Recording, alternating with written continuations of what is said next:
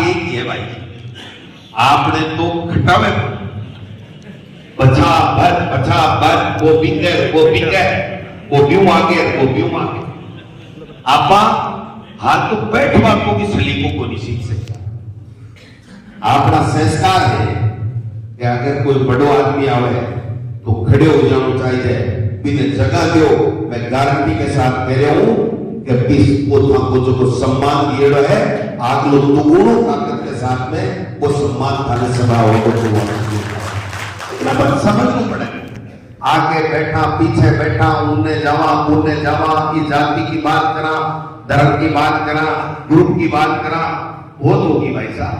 खत्म करो, सबको साथ दो, बड़ों का सब जिनमें अनुभव है उनके अनुभव का लाभ लो और जनता के बीच में जाओ, उसके दुख भागीदार बन। मैं गारंटी के साथ कहता हूं कि जनता आपको इतना बड़ा नेता बना देगी कि आपने कभी कल्पना भी नहीं होगी, सपना भी नहीं लिया होगा। मैंने नहीं लिया। एक मास्टर का बेटा आज 15 साल के कैरियर में, अगर मैं यहां प्रदेश अध्यक्ष और दोबारा पार्टी ने कहा नहीं आप कंटिन्यू करो, हमने कहा कि नेता प्रतिपक्ष और पार्टी का अध्यक्ष दूसरा बना दीजिए, हम राज नहीं ला सके। मैं आपको आज कहता हूं, मैंने पहले किसी को कहा नहीं, आज तक मेरे घर में भी पता नहीं, किसी पार्टी के नेता को पता नहीं। मैंने मेरा प्रस्ताव पार्टी हाईकमान को दे दिया था कि अब दूसरे लोगों को मौका दीजिए और दूसरे लोग मिलकर के हम उनके साथ कंधे से कंधा मिला करके काम करेंगे। पार्टी ने कहा ये हमारा काम है, किसको क्या जिम्मेदारी देनी है, आप काम करते रहिए। और दोबारा राहुल गांधी जी खड़गे साहब ने और सोनिया गांधी जी ने और यहाँ के तमाम हमारे जितने भी लीडर हैं उनसे चर्चा करके ये कहा कि गोविंद डोटासरा तू पार्टी का काम कर, नेता प्रतिपक्ष टीकाराम जूली होगा और सब सीनियर और जूनियर लीडरों को साथ लेकर के कार्यकर्ताओं की ताकत बन करके पूरे प्रदेश में काम कीजिए। मैं समझता हूं कि हम कितने सफल होंगे असफल होंगे ये मैं नहीं कह सकता, लेकिन मैं ये जरूर कह सकता हूं कि मेरे लिए पार्टी मां है, मेरे लिए कोई जातिवाद नहीं है, मेरे लिए कोई ग्रुप की बात नहीं है, सब लीडरों का सम्मान है, सबको साथ लेके चलेंगे, तभी हम इस देश को बचा पाएंगे, तभी हम इस लोकतंत्र को बचा पाएंगे। आप में से उम्मीदवार होगा, गोविंद डोटासरा तो उम्मीदवार नहीं है। लोकसभा क्षेत्र के आप तमाम जितने भी लोग हो जिनमें उत्साह है, ऊर्जा है, जिनको लोग चाहते हैं, उन्हीं में से उम्मीदवार होगा। ये मैं जरूर कह सकता हूं कि मेरा प्रयास रहेगा, मैं कितना सफल हूं या असफल हूं मुझे पता नहीं है, लेकिन जिस लोकसभा क्षेत्र का जो निवासी हो, जनता जिसको चाहती हो, वही हमारा उम्मीदवार होना चाहिए। ये मैं मानता हूं कि हम लोगों ने फैसले किए, उसमें छोटी मोटी कमियां भी रही होंगी, कभी इधर से लाए कभी उधर से लाए, हम सफल नहीं हो पाए और हमारे कार्यकर्ताओं ने कहा कि साहब इधर उधर से लाते हो, चुनाव लड़ते हैं फिर चले जाते हैं, हम किसके लगे, हमारा कौन संभालने वाला है, हमारे सुख दुख में भागीदार कौन बनता है। तो वास्तव में मन में आता है कि यार गलतियां तो हुई हैं, लेकिन उन गलतियों पे अगर हम जाएंगे, उन पे टिक्का टिप्पणी करेंगे, पहले के नेताओं के फैसलों में अगर हम अंगुली उठाएंगे तो फिर हम पार्टी को मजबूत नहीं कर पाएंगे, पार्टी को आगे नहीं ले जाएंगे। हार गया जीत गया, एक सिक्के के दो पहलू हैं, एक हार है एक जीत है। जीत गया वो लाड साहब नहीं बड़ा, हार गया वो मटिया पेट नहीं हुआ। नेता वो भी है जो हार गया और वो ही कार्यकर्ता है जो जीत गया।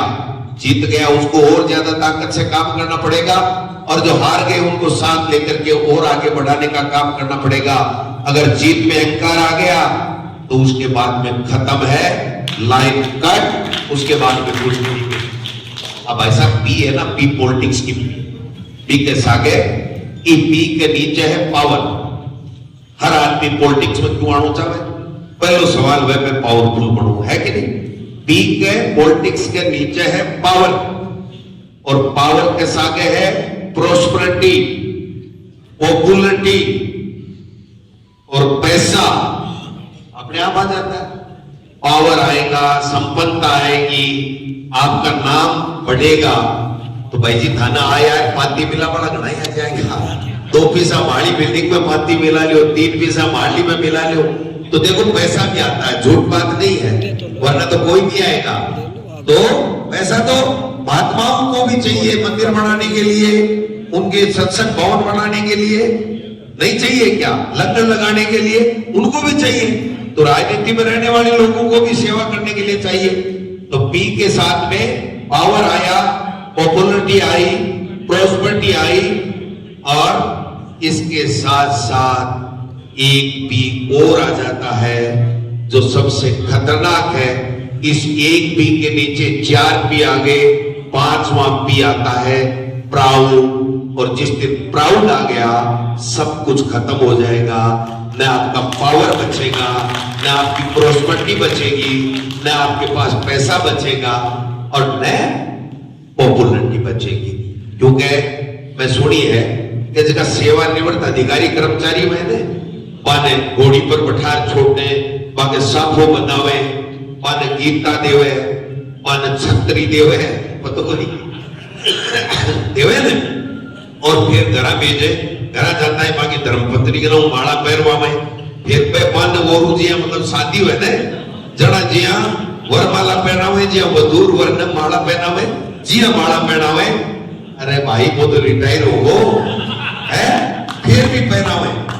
और राजनीति में रिटायर्ड हुए जब कोई पहनावेगी, कोई छतरी दे बनावेगी है, हाँ कोई नारो लगावे काली कुत्ती बोलू तो आपको कठिन है रास्ता राजनीति करना। इनमें रिटायरमेंट भी कोनी, छतरी भी कोनी, गीता भी कोनी, घोड़ी भी कोनी, वरमाला भी कोनी।